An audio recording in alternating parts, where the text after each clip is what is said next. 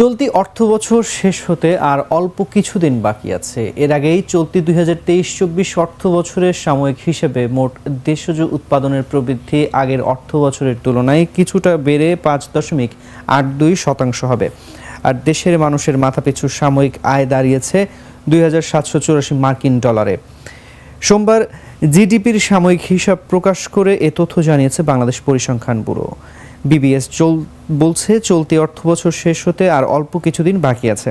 চলতি 2023-24 অর্থবছরের সাময়িক হিসেবে মোট দেশজ উৎপাদনের প্রবৃদ্ধি আগের তুলনায় অর্থবছরের তুলনায় কিছুটা বেড়ে 5.82% দাঁড়াবে, যা আগের 2022-23 অর্থবছরে ছিল 5.78%।